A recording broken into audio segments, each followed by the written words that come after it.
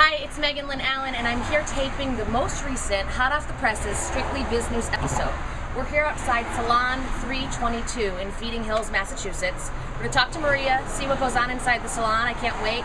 I think maybe Alfonso's going to get waxed or something. It's going to be great. So we're going to talk to Maria, we're going to see Corey and Al. Let's go inside. Come on.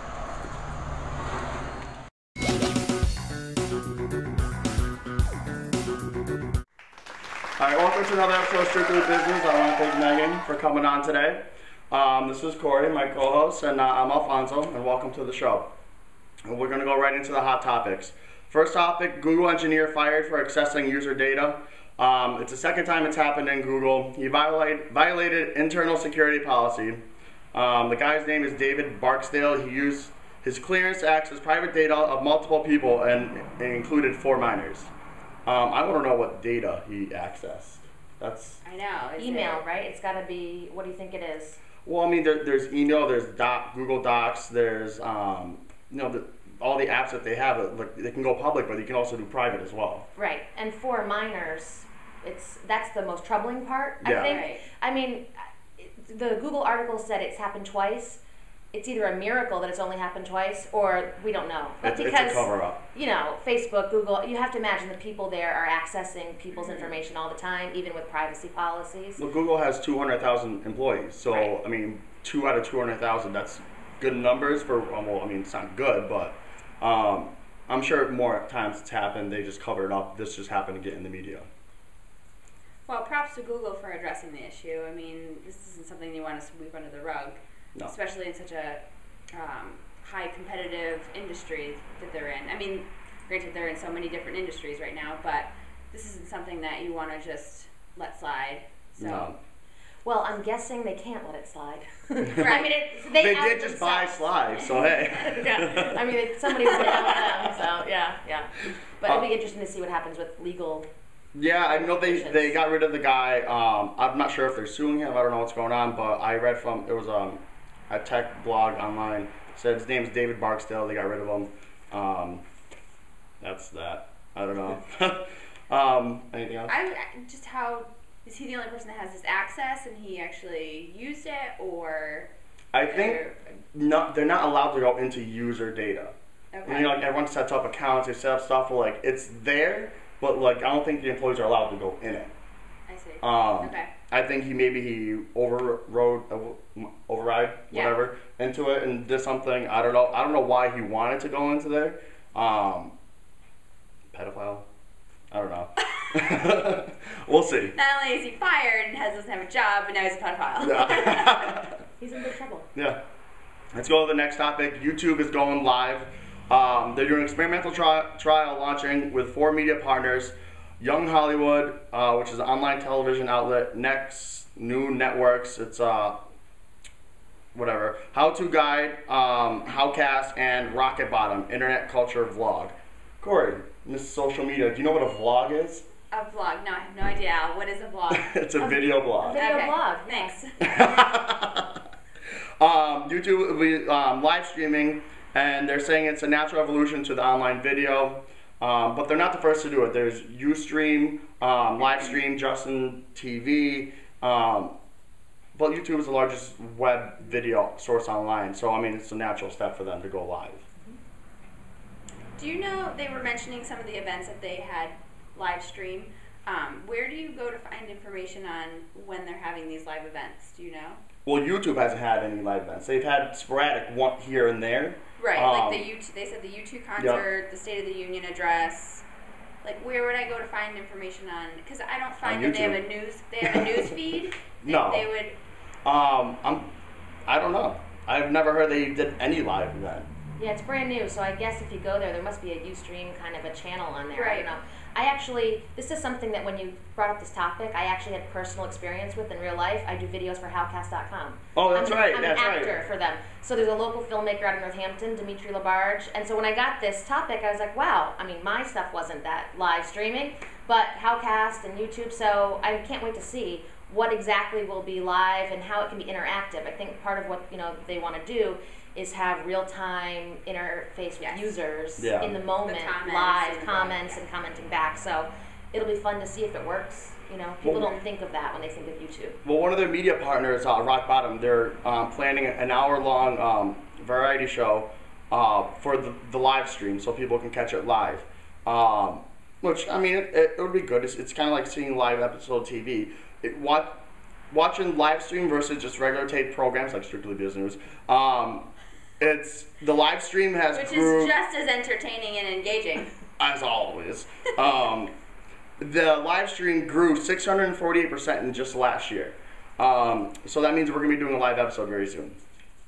Hopefully. We did do a live episode. Live stream. Oh. I don't know about live. I don't feel comfortable with that. Why? Well, we need that 5-second censorship delay. Yeah. Yes, please. I think it's gonna go great. I think it's just gonna be another thing that YouTube and of course Google, because Google owns YouTube, that they're gonna capitalize on. Mm-hmm. Next topic, we're gonna go Senate. Is the Senate passes small business bill. The Senate passed legislation designed to open up credit to small businesses and award them with other incentives to expand and hire new workers. Democrats won the vote 63-38. 2 Republicans also voted for it. It pretty much will establish $30 billion of government fund to help open up lending for credit-starved small businesses, cut their taxes, and boost small business administration loan programs. It will also lower the Small Business Administration lending program fees and raise loan guarantees. So they're gonna, which is good. I mean, it's just still gonna give money to businesses that might not make it, you know, the lending program, and then get them in debt. But at the same time, it's gonna help those businesses who need the money, who, you know, have that new product or new idea, just take it to the next level. So it's, you know, double-edged sword, win-lose, I don't know. Well, it's what we all support and why you do this show. It's about small businesses, so it's good news, but it's like the bank bailouts, and it just makes you think, oh God, all this lending money is going to go out, and there's going to be more people in debt in the future. If they're failing already and they can't hire more employees, and you're giving them more money, what's going to happen? Can they afford that risk?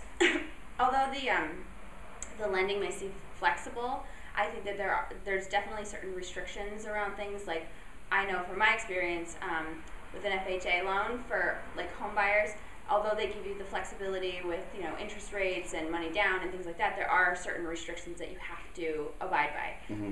And I think that they're not setting these small businesses up for failure, but they're actually giving them a chance. I agree. Like, you're going to give them money to lend, but I would say strengthen the guarantee of not letting almost any business. You know, you want to give more funds, okay? But, you know, not just loosen up the guarantee, I say strengthen it. Make sure, you know, you're going to give the money to the right people, that you know, their business plan is intact, that they are going to last more than a couple years. Because small businesses, they take a year, 2 years before they even, you know, if they even get any kind of profit return. Well, Obama's administration's been fighting for this for a while, but what is it, 30 million? Yeah, 30 billion. It's 30 billion. It's still not a lot. No. That's what, you know what I mean? There's like 30 billion people who just started their business right now. How many coffee shops and pizza shops and hair salons are there across the country? In Agawam or like everywhere? Everywhere, exactly. So, you know, that money will be gone in 1 second. Well, they're saying $30 billion, but how much are they actually going to lend per business? You know what I mean? Like, and where does the money fall along that? You know, whenever money's given out, some goes to administration, and some goes to the grant writing, and some goes to. So, what are the people really getting? I don't know. Yeah. Right. You know. Let's go on to our next topic. Chuck E. Cheese recalls rings and glasses. First off, I didn't know Chuck E. Cheese was still open, but I read this on the website. Yes, I thought you did. It's such a lie. You just went last weekend. You went with me. Shut up. We had your birthday party there. Yeah, I lied. I didn't go to the casino. I went to Chuck E. Cheese. So Chuck E. Cheese is recalling more than 1.2 million light-up rings and toy eyeglasses. Basically because there's a little battery inside that children can break it open, eat it. Consumer Product Safety Commission. I don't think they want to eat it. Well, did you read the article? One of the children put it up their nose, and one ate it. Yeah. So, yes, they can eat it. So it was 1.1 million light-up rings and 120,000 toy glasses shaped like stars. You know, the one Corey wears all the time? That I got at Chuck E. Cheese. Yeah, they're all part of a birthday package. So they're recalling them. It started in April 2009 to, I think it was June, that all the products that they're recalling. So if you have any of that, if your kid hasn't swallowed it already, or if you haven't swallowed it yet, you can return it, I guess, for another crap. 20 tickets. Towards the arcade. A slice of cheese pizza. Yeah, not a good cheese pizza, but a slice of cheese pizza. Well, I think what happens with recalls, or what's most important is education. It's important for the consumer to know if it's harmful or if it's just like the functionality piece about it. I mean, there's so many different recalls going on at one time. I mean, whether it's the peanut butter, the eggs, or the cars. Yeah, and some of these reports come out, and you really start to wonder: is it really harmful, or is it just? Or is it that one person sued them and now they feel like, I never. And how is this information going to get to every parent that brought their kid to Chuck E. Cheese? It's never going to happen. Because they all watch Strictly Business. I forgot. We have 30 million viewers. Yeah, I mean, our new target market. Right, exactly. Chuck E. Cheese mom and dads.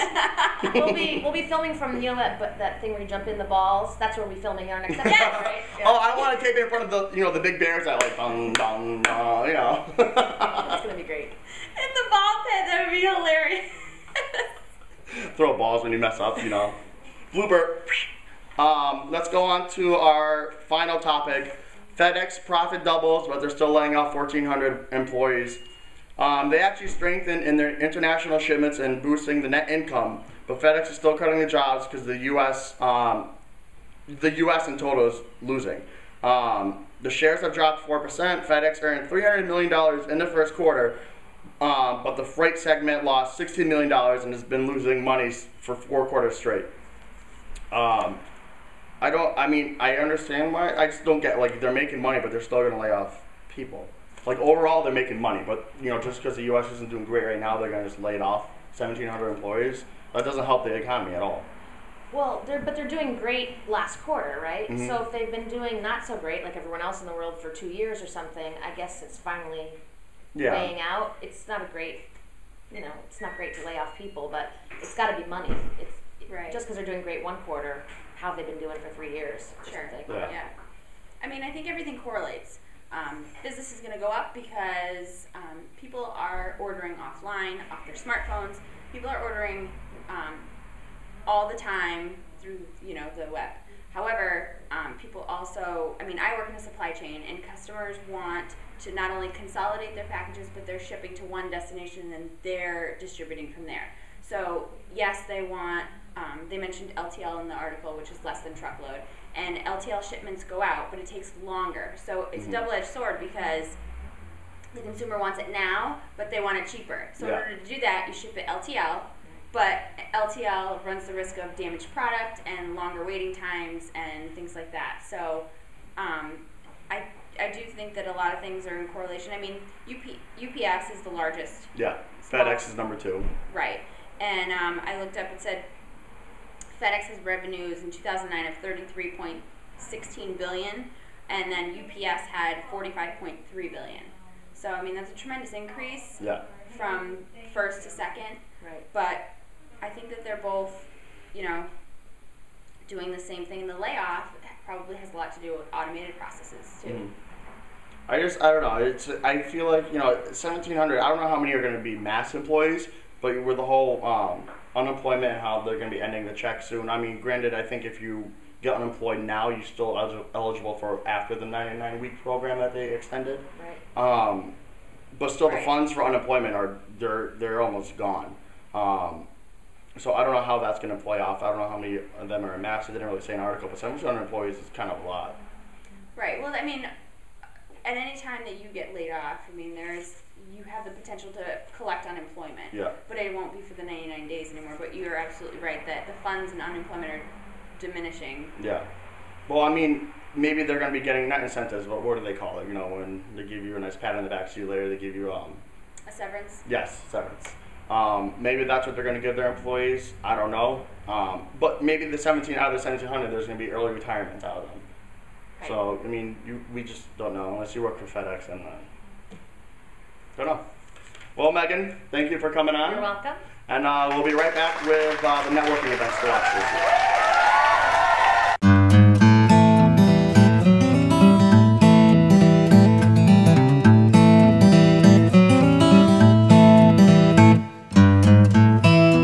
Welcome back to our every Sunday segment where we go over networking events and just events in Western Mass and locally anywhere that you should be attending.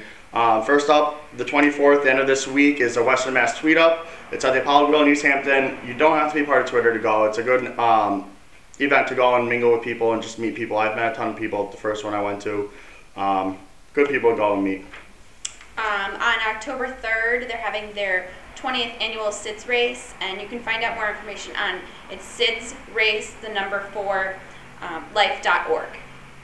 On the 29th, the Women Business Owner Alliance of Pioneer Valley is hosting a speaker series titled Ditching Your Boss, Practical Steps to Starting Your Own Business. It will be held at Winnick. It's completely free. For more information, go to wboa.org under the events tab. The Agawam Harvest Run is a 5K, I believe, held on October 23rd, and it's helping to raise money for Shriners. And you can find out more information at www.agawamharvestrun.com. And lastly, and more importantly, October 7th, we're having our Businews launch. It will be held at Pazos at 5:30. More welcome to come meet us in person, find out what we're about, and it'll be a great business networking opportunity as well to meet a lot of local professionals that will be attending.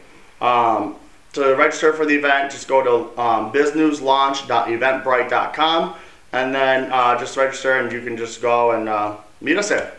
And we'll be right back.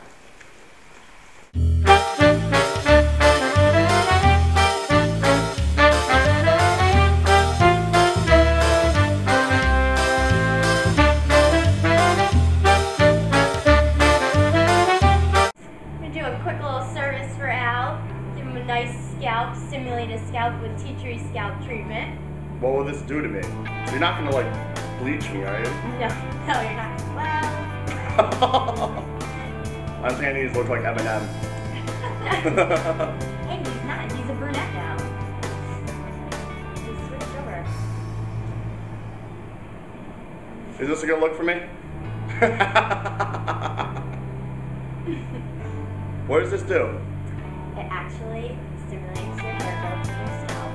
It cleanses out any dead skin on your scalp and any dry skin.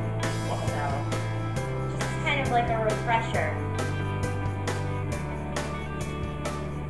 I always feel comfortable when other people are like shampooing or other stuff with my hair.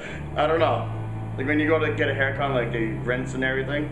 It's the power of touch out. It's a big deal. Alright, and for the topper. Nice. It smells minty. It's eucalyptus. Oh. There you go. Oh wait, does this?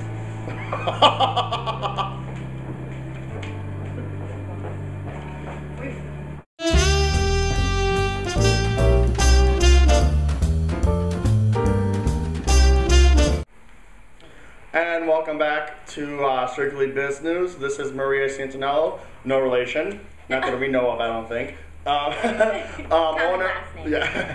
Owner of Salon 322, where we're shooting the episode today.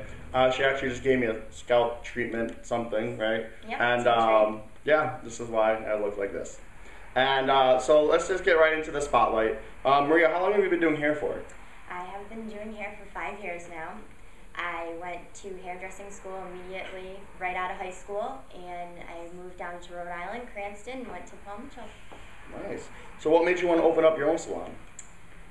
Well, when I was working, I always wanted, your client is so valuable, and I always wanted them to just be, as soon as they walked in the door, just to be treated the best as possible. You know, can I get you something to drink? And the cleanliness, all of that is so important. So the only possible way I felt that everybody could have gotten their best is if I had my own. So we're, Salon 322, a lot of people think it's the address, but how did you actually come up with the name of the salon? It's actually my birthday. It's March 22nd. That was a long process, actually. That took a while. We threw so many things out there, and of course, with the Italian background, my dad thought, oh, name something Italian, but nope, I wanted simple and memorable and quick and not cut, snip, none of that. So what was the numerics? What was like the hardest part of actually opening up your own salon? The hardest part, I would have to say, the most difficult part is my age.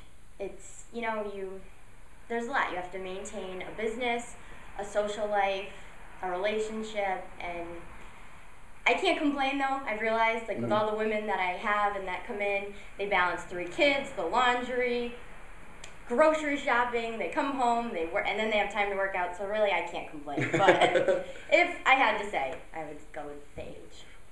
So what services do you offer here so people can know a little bit more? We offer hair services, colors, cuts, treatments, keratin treatments, which is a straightening.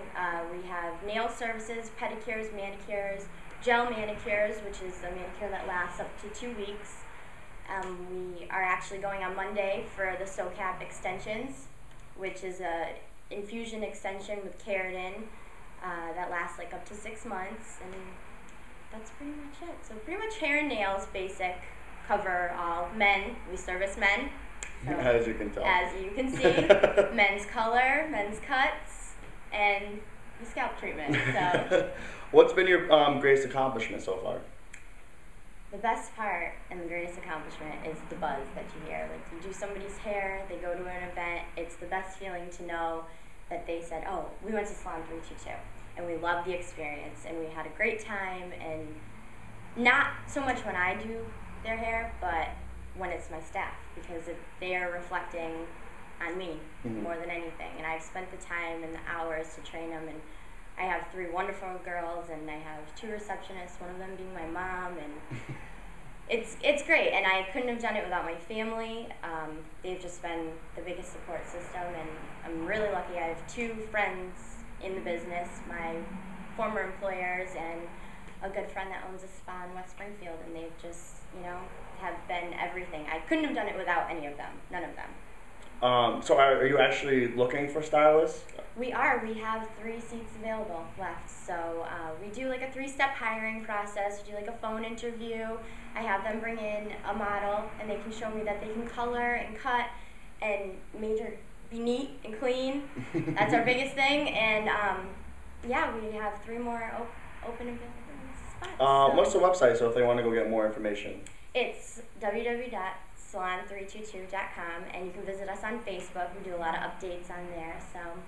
Anything else you want to tell the viewers? Yes, actually, on October 2nd, we are hosting a Rays of Hope fundraiser. So what we're going to do here is we're going to offer complimentary haircuts, polish changes, and massages by Pure Massage and Bodywork to women that own that. Actually, an Agawam will be coming in, and they'll bring chair massages in. We're going to have, my dad's going to cook, we're going to have the smoker out there, so chicken, who else knows, wine, beverages, everything. So it's going to be an event to host and support our team when we walk. And we have many women, unfortunately, that have been affected by breast cancer and cancer in general. And, you just want to show your support and your love for them, and that we're here. And, we actually got shirts made up for our new, we wear uniforms in here, and we just recently purchased shirts for the girls that has big pink ribbon on the front and then Salon 322 on the back. So we're going to be wearing that all throughout October. So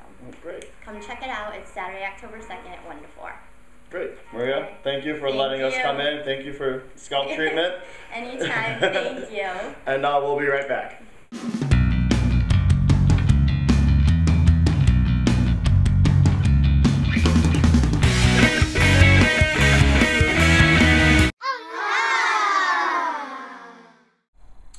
Welcome back. I want to thank Maria and Megan for coming on the show today. And Wednesday we will be filming at Tony Mecha, located in Agawam. So stay tuned, and thank you for watching the show. I'm going to finish scoring and close your eyes. Have a good one.